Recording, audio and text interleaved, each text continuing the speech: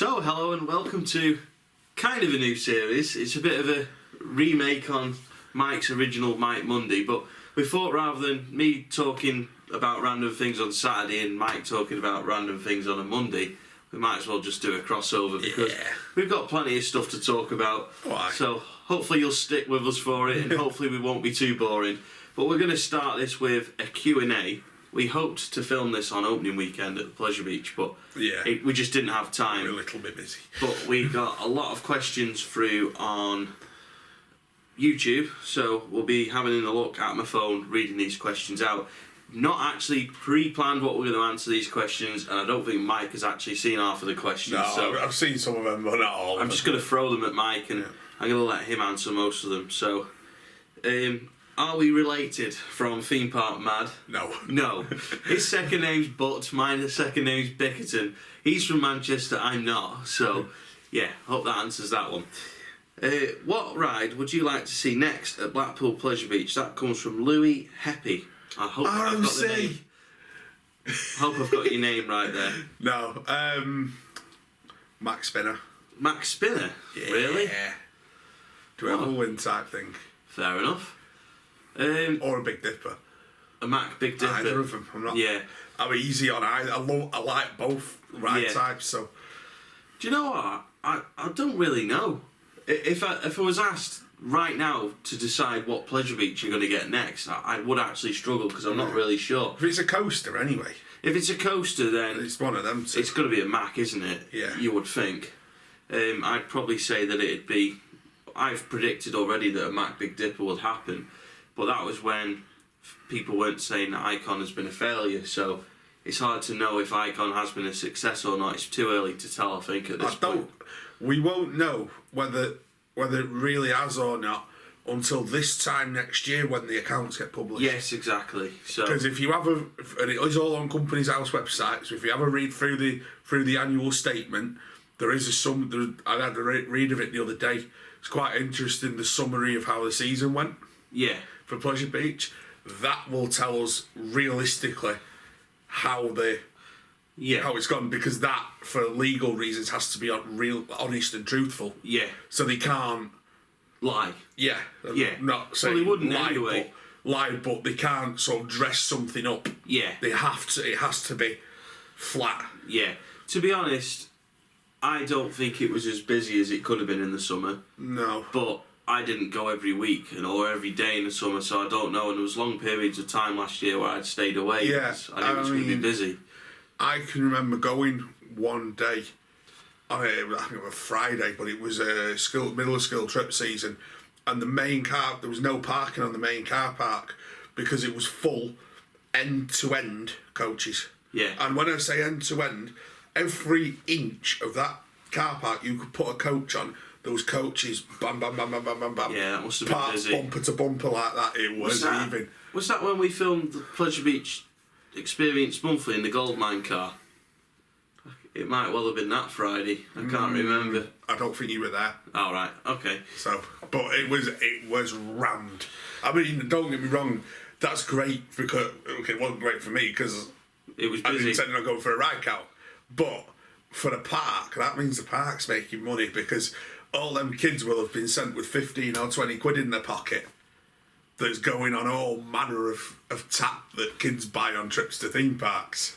Yeah, so to answer the question, what would we like to see Pleasure Beach do next? Gyro swing, maybe? Mike says Max Spinner or gyro swing. I'd say gyro swing. I think it's a flat ride. Yeah, gyro swing to replace either Skyforce or Ice Blast for me. Yeah. Now Mike's mentioned gyro swing. What I was thinking. I'd go along with that. I mean, I'd like to see a more modern tower ride, but that's me in RCT mode. From a marketing perspective, I can already tell you that's not going to happen. It's pointless because how do you remove a ride that's a tower ride, but then replace it with a tower ride and go? You go to the papers and say, oh, we want you to advertise this ride. Oh, why? What have you built? Oh, well, we've took down a 200-foot tower and we've built a new 200-foot tower. Oh, so you've built the same ride then? Yeah. They don't know the difference between an Intamin drop tower and an SNS No, they just tower. go, it's the same thing. Why are you telling us move on? I'd love to see it, but it's not going to happen. So the next question, which is quite amusing, it's from I Love Cactus which is an interesting YouTube name, so fair enough.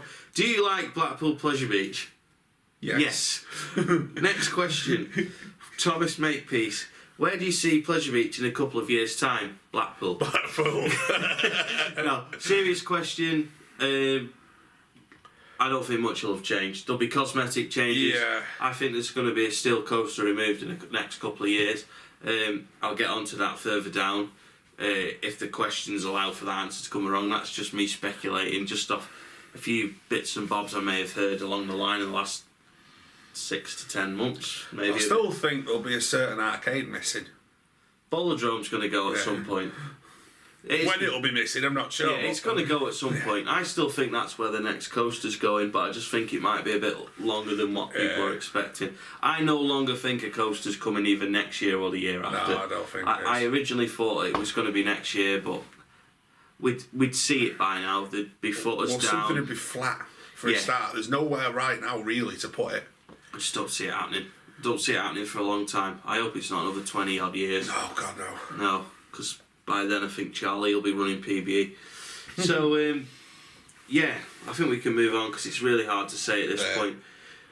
Jen Lonsdale says, what's their favourite ride at Pleasure Beach and why? Icon. Big One.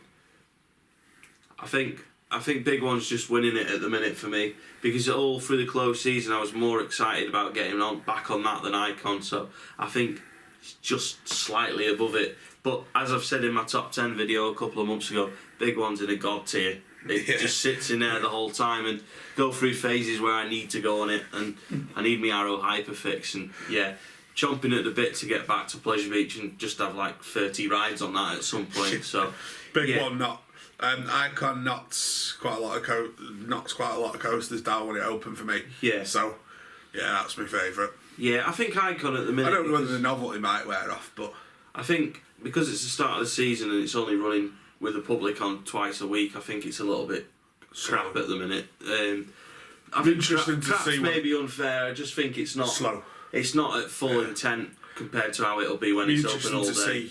See in the evening. Yeah. See what it's like. I meant to say all week, not all day. Yeah. I went on it last week at the end of the day, and it was running a lot better than it was in the day. But it always does. I think the issue is it's because it's only running 2 days a week with passengers on, so it's going to be sluggish. And it had problems a week before. Yes.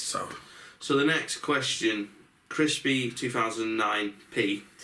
Do you think more parks should open seasonal or like all year round, like Drayton Manor, not just Thomasland or Alton Towers with the winter rides, eliminating the closed season, basically opening all year round like some of the European parks? No, not in this country. I don't think they can hack it. I also don't think the general public would quite fancy going to Pleasure Beach and riding the Big One. The last thing anyone thinks of in December in the UK is Alton Towers.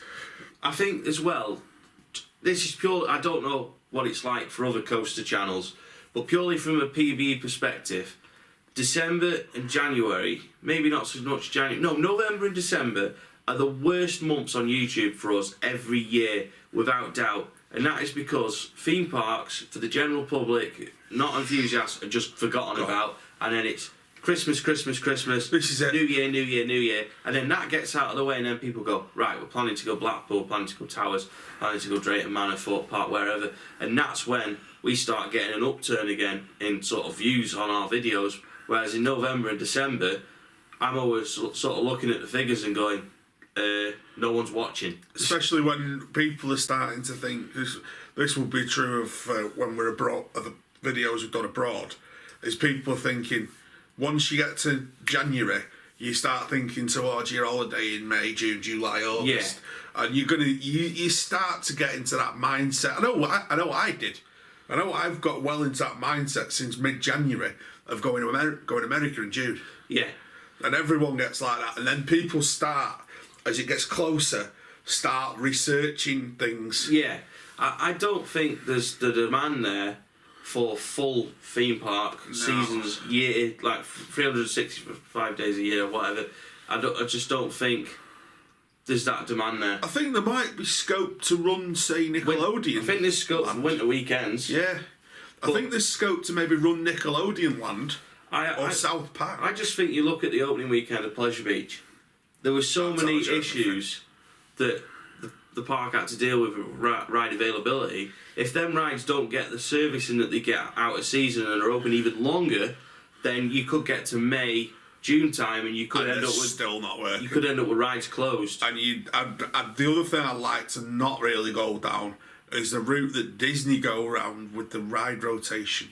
Well, it's not ride rotation, it's just annual maintenance. Yeah. You can turn up, it's like when me and Becca went to Florida, we went in May, June time, Shikaru was closed for the whole trip because it was having its annual maintenance.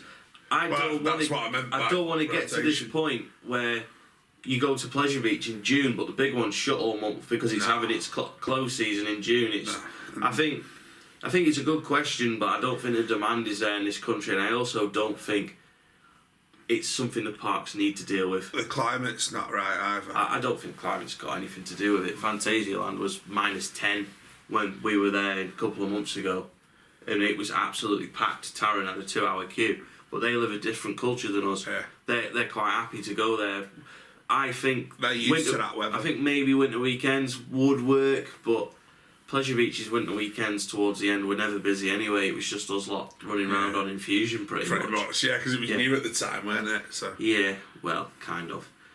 Michael Bailey says, can Manchester United still win the league? Next season. Mathematically, yes. Next season, more likely, Ollie's at the wheel.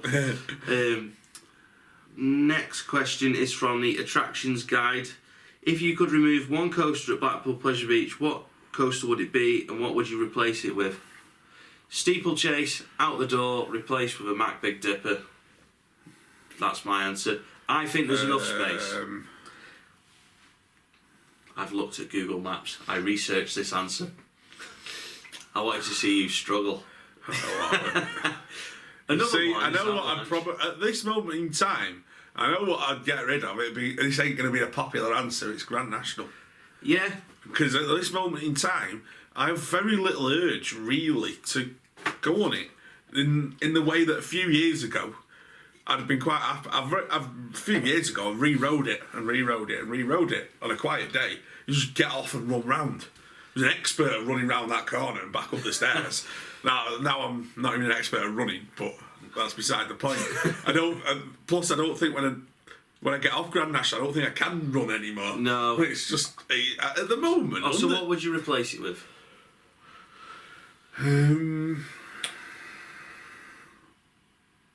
I'd still look towards a Woody.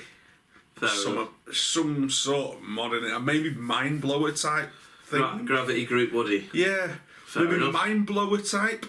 Because that'd probably fit in the footprint, wouldn't it? You'd get something like that in the national footprint. You have your lift hill, where you have it on exactly the same footprint.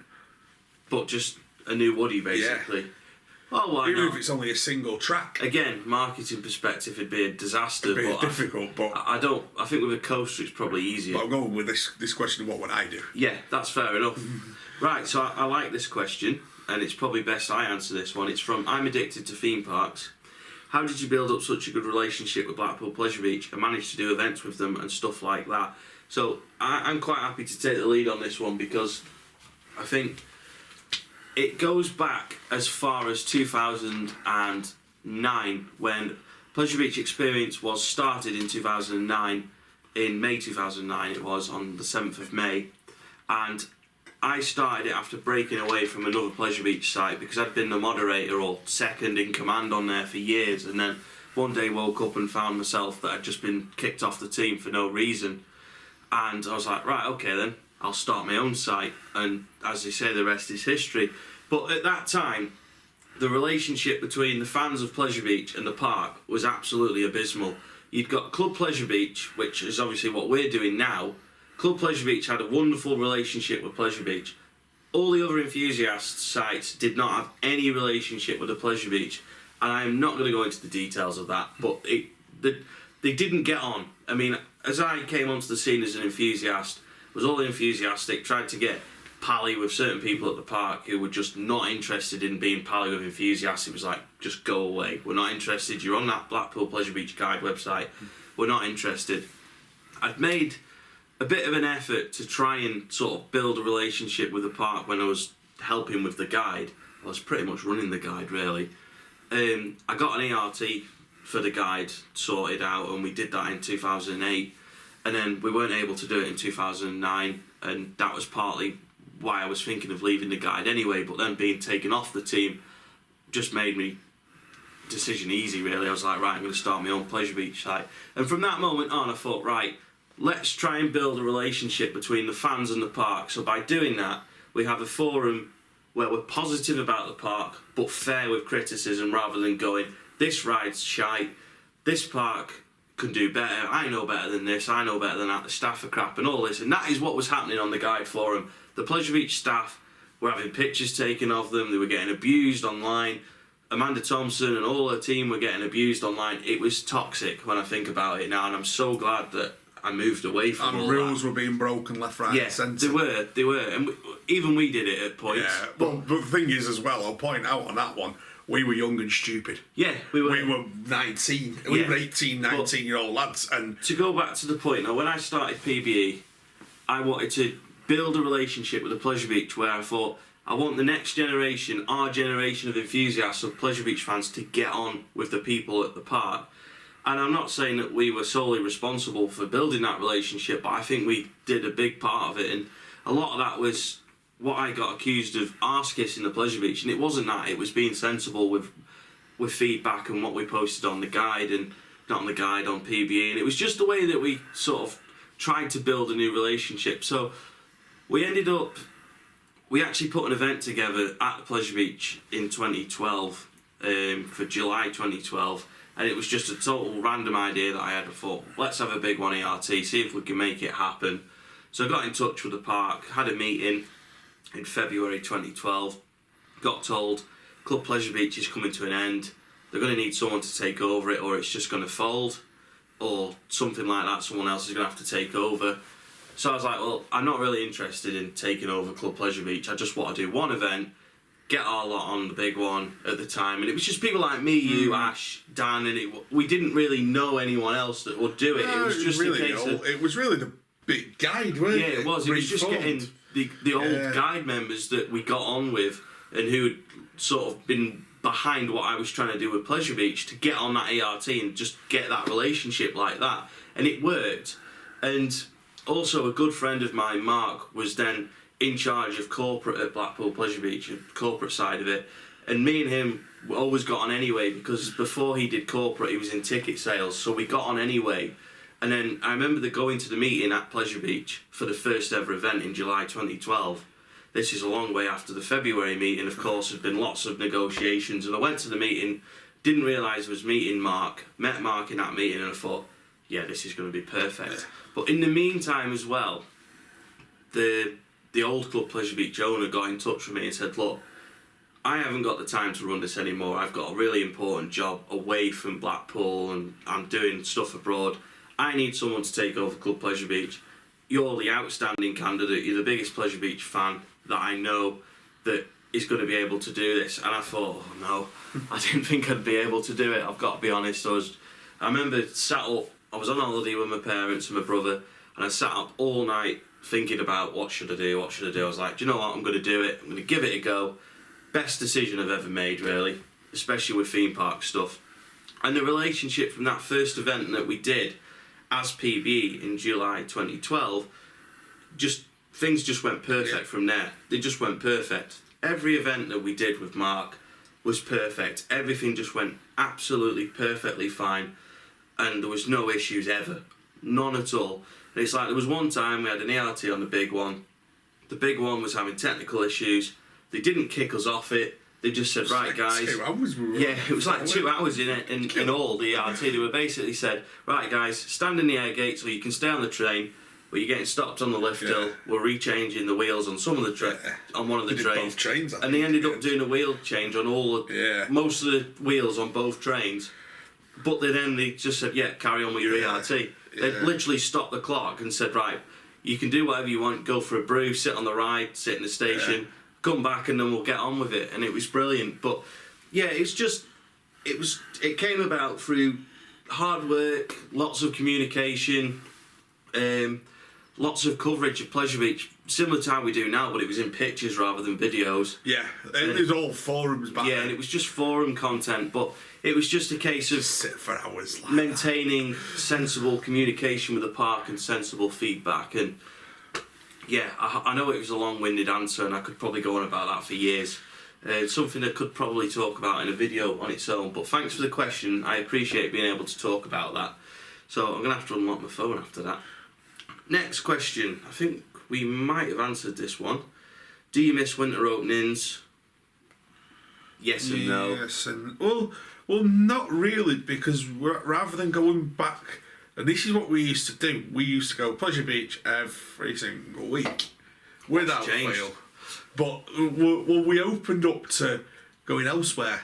Yeah. Europe mainly. Yeah. We opened up to going to the likes of PA or Park Warner or Europa or wherever in that period instead of Fantasyland.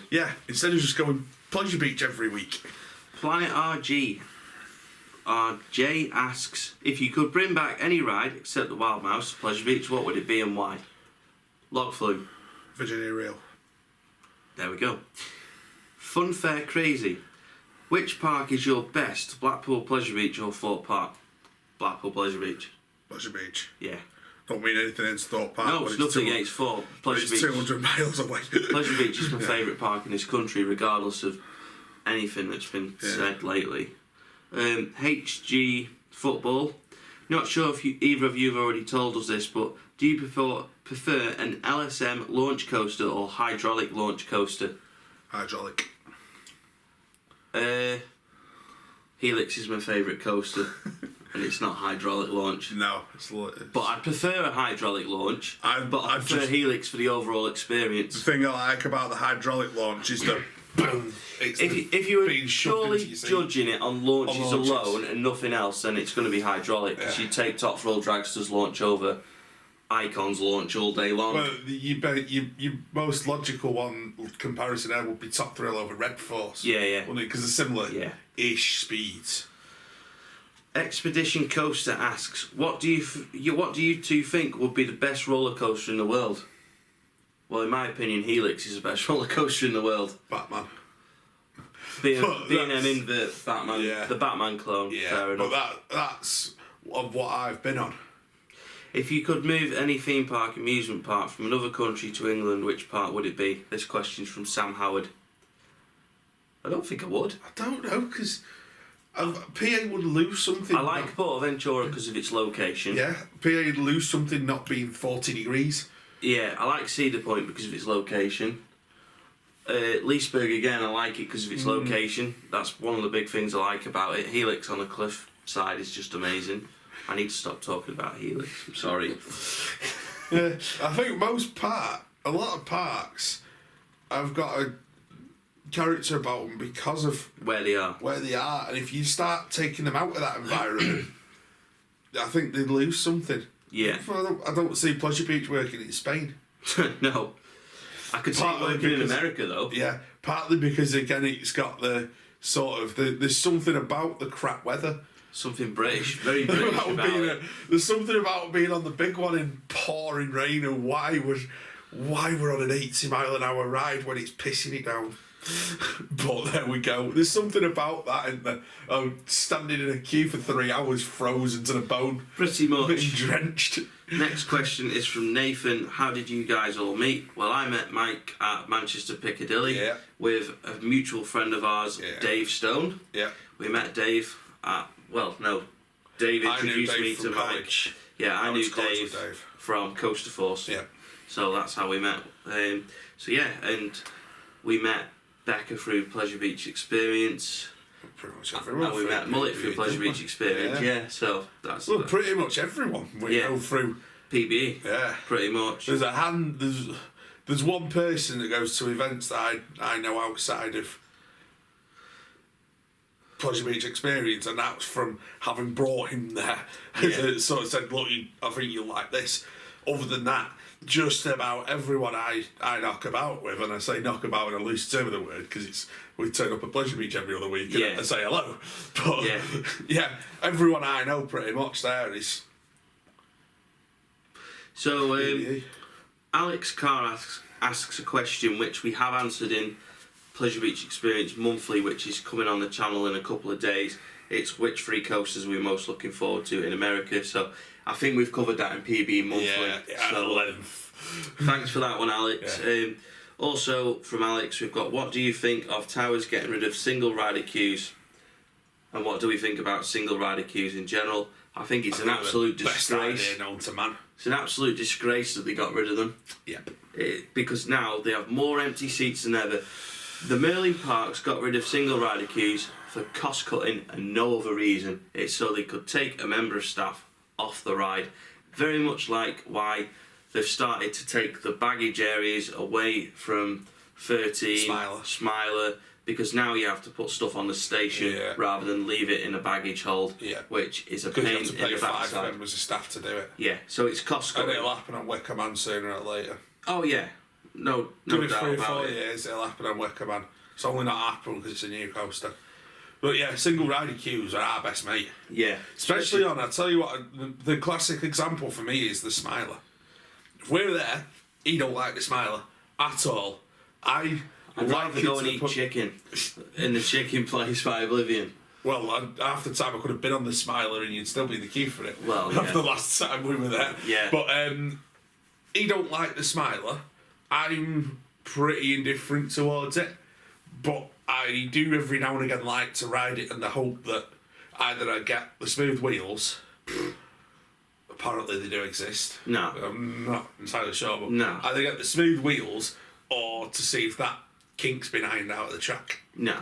Don't be But silly. I like to give it a go every now and again. There's very, very few coasters that I vehemently refuse to ride. In fact, I think there's 2 that come to mind. I vehemently refuse to ride anymore. But I do like a go on the Smiler. However, I'm not prepared to stand in the queue for it for 3/4 of an hour on my Todd listening to that music. Yeah, fair enough. So, but single rider queue, you're usually on him.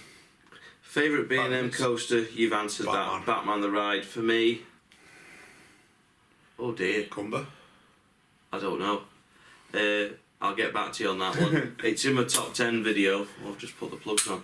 It's in the top 10 video. I'll put a card in the top of the screen because I genuinely cannot remember at this point. Get a bit bored of B&Ms. They're all the bloody same. They all do the same thing.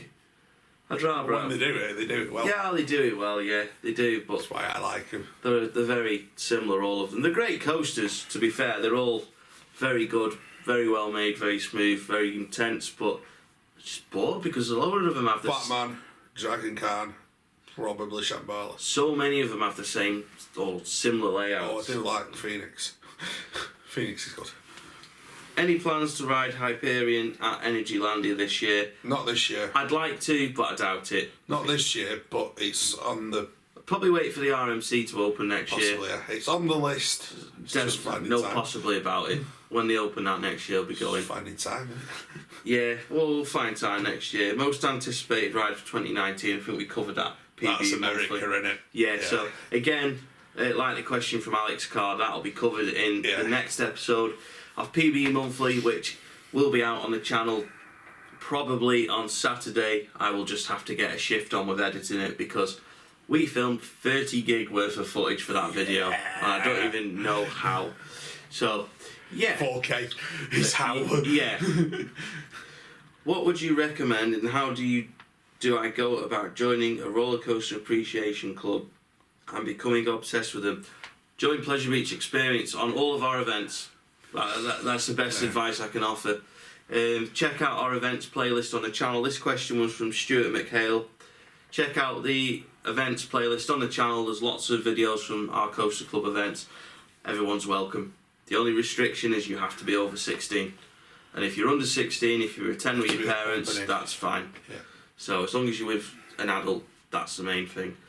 So that's all of the questions on YouTube that were submitted, and there wasn't many on Insta.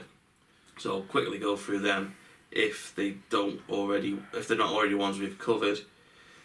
Favourite ride at Pleasure Beach we've covered. What advice would I give to people starting a YouTube channel? That was from Theme Park UK on Instagram. start your channel, make videos, try to be a bit different. Don't do what other big channels are doing. Just because someone's got 150,000 subscribers doesn't mean it'll work for you. Just because another channel's got 1,000 subscribers doesn't mean their content's not good. Subscribers are a nice thing to have at the top of your channel, but they don't count for much, because you could have 1 million subscribers but you might only get 10 people watching. It's about what you do, be a bit different, but stick to a routine. Always stick to a routine and just give it your all and be yourself. That's the best thing I could say. Don't ever be fake on camera. The biggest thing is do what you want to do. Yeah. And if people don't like it, they don't like it. There's always someone that'll be interested in what you're going to film. It amazes me that people like to listen to us like ramble on for half an hour. I can't believe enough. I'm amazed that anyone is happy to listen to me talking. Yeah. I mean, because I bore myself, so... I waffle on a regular basis. Well, anyone that knows me If you ever see Mike on his own at a theme park when we're all there, it's because he's done our edit talking about some nonsense to do with... them. He's probably talking to us about the 3rd division of German football, and we're just like, all right, bye. And he's not even going to deny it because it's true. We'll just waffle, but it's just talk. So Black Rose 2186 says, how do you feel about heritage rides being retracked? Would you rather lose them or use them? I'm not sure what kind of rides.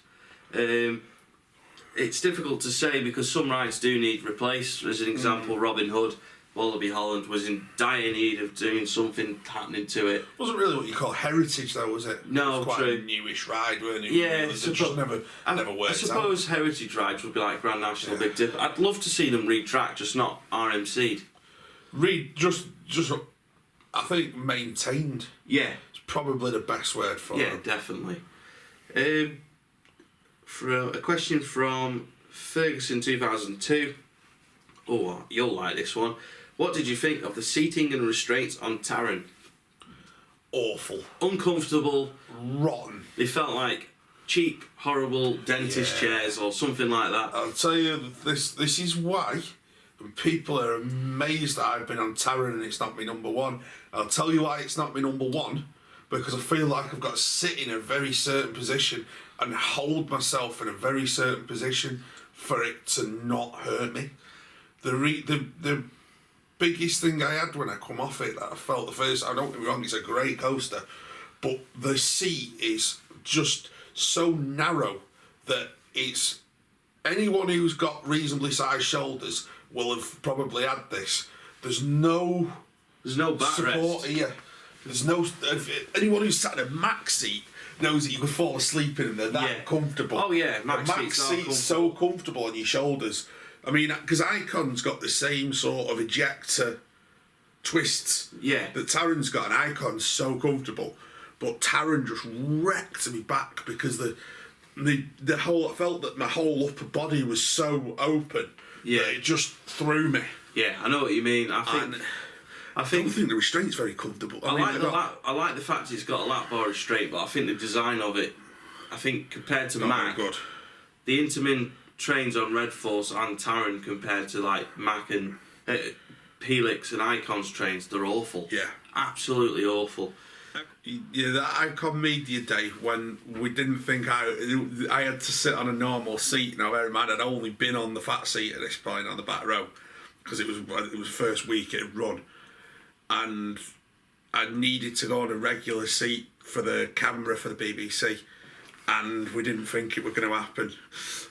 Put it bluntly, we didn't think it was going to happen. It would push and push and push and push. And Dane just kept pushing it till it clicked, and I said, "Right, don't breathe." Yeah, don't breathe. Literally said, "Don't breathe until it's out the station." Don't breathe and don't sit here again. Yeah.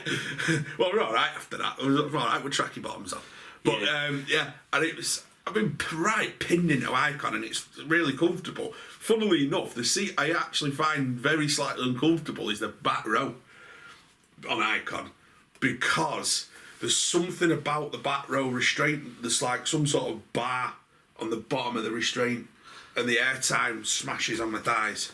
Never had it far enough down to notice. Yeah, no, if you repeatedly, you have to ride it Yeah. 5 or 6 times on the back row for it to notice. The most I've done in a row on Icon is 11 on the bounce, and then my stomach was like, but my stomach was like no more. It's just doing it constantly on the back row. You notice it. You do it 2 or 3 rides. Things like because the seats are bigger, I get a loop having the lap bar quite far up though. So do I. Yeah, so that's why I like them. But yeah, the max seat is infinitely better than the Intamin seat.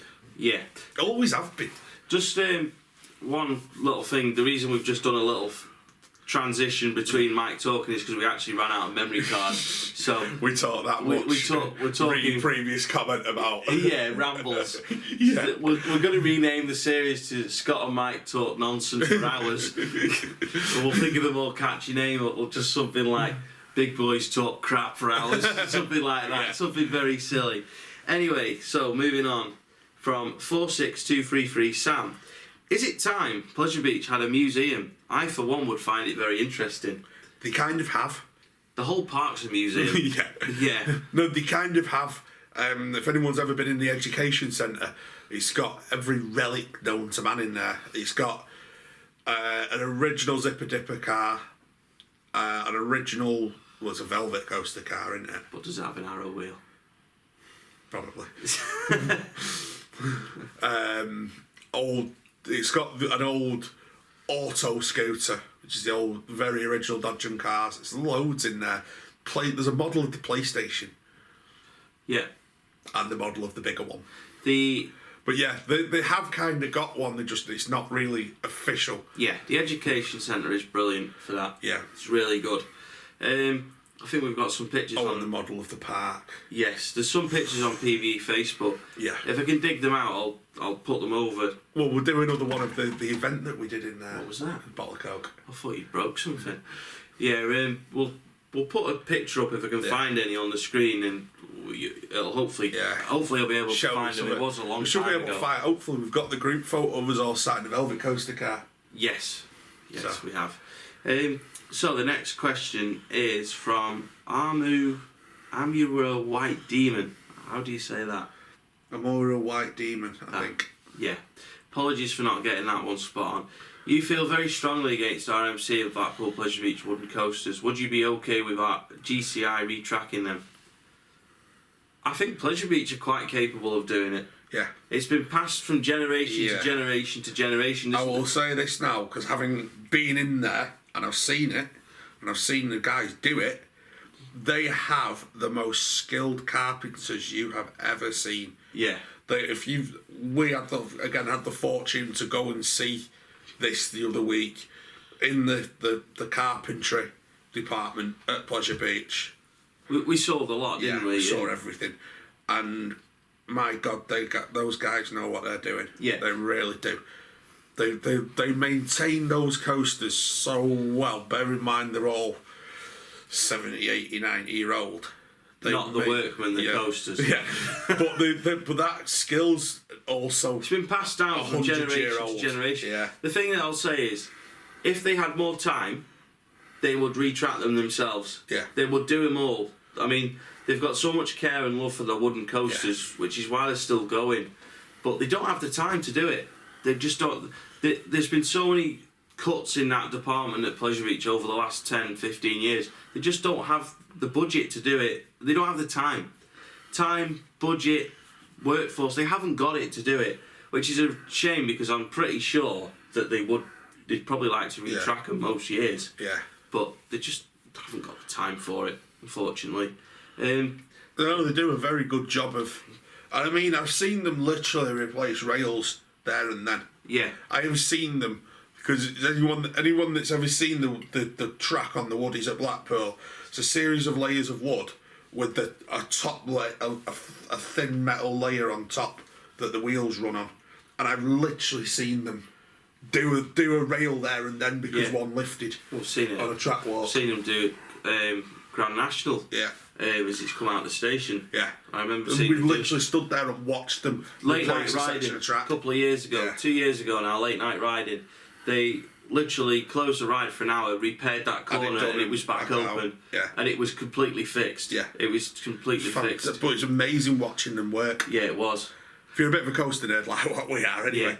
Yeah. Final question from a shambolic enthusiast. What's your favourite and least favourite roller coaster manufacturer?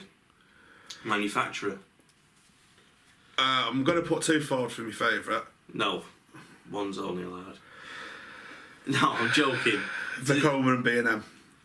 So least favourite B&M. No, yeah, least favourite B&M. No, least favourite coaster manufacturer. Oh, that's a tricky one. And it's between Gerstlauer Yeah. and the lot that did Rollercoaster Express. So Rollercoaster Corporation of America, was it? Whatever they are, yeah. Yes, them. Between them two. You know, Gerstlauer, however you say it, that's my worst. Favourite? It's Aerodynamics still. I know they're not around anymore, but it's still Arrow. If it wasn't for them, I wouldn't be an enthusiast. There's no chance. Same with Vekoma. Yeah, Arrow for me all day long. Favourite current one? Probably be Intamin. They've probably got my most favourite coasters out there. I mean, obviously Helix is Mac and that's my favourite, but I think in terms of overall favourites, Intamin have probably got more favourites in my overall favourites. I do actually really like what GCI do as well. GCI are excellent. And Gravity Group for that matter. I've actually met the guys from Gravity Group as well from at the European Attraction Show back in September. Cullen's an awesome They're just brilliant. Such brilliant. They've got such a great sense of humour as well. But they're just great guys, and I'm going to put a card at the top of the screen. Please go and watch an interview with them because it was just comedy. It was so funny. But they took the time out from speaking to a client who wanted to buy one of their products to do an interview with us. So please watch it because it was funny as well. It was quite entertaining. 2 American guys with a great sense of humour. It's a really funny video. I've watched it. It's hilarious. Because they're just prying about. They're prying about. It's literally. We had so much fun. And I hope if I go to the European Attraction Show again this year, I really hope to meet them again because they're just brilliant. And I'd love to see them build a Woody at Pleasure Beach, but I don't think it's going to happen. So that answers all of the questions for now. Right, so Scott and Mike Monday. I know it's not Mike Monday, it's Scott and Mike Monday, but he's still going to get to ramble. Oh yeah. And it's now 1:45 in the morning or something like that. We're going to Pleasure Beach tomorrow. I'm falling asleep because my little boy woke me up at 4:30 yesterday morning, so if I've been yawning quite a bit. I was on overtime at work. I do apologise for the yawning, but it's been a long day. It's a Saturday, so I've done overtime, so I was in work at 8 o'clock. Yeah, so I had to go in there and personally drag him out to say, look, you need to get back on the channel. So his manager's not very happy with me now. My manager couldn't care less, it's only overtime. Yeah, left his Surface Pro's been left on and everything.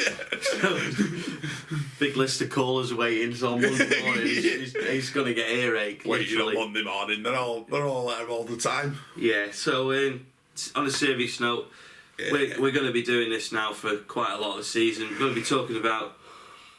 I blame you for that. On that note, I'm going to sleep, so unfortunately I'm not going to get any sleep because even though he's going to be 3 rooms away, he's still going to be snoring like a hog, so I probably won't get any sleep.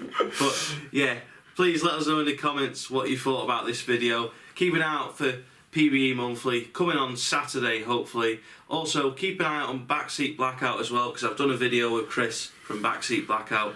Did you know about Blackpool Pleasure Beach? With all different little bits of facts and interesting little things. So that might already be on now. If it is, I'll put a card on the screen to that as well. But for now, thanks for watching, and we'll see you soon.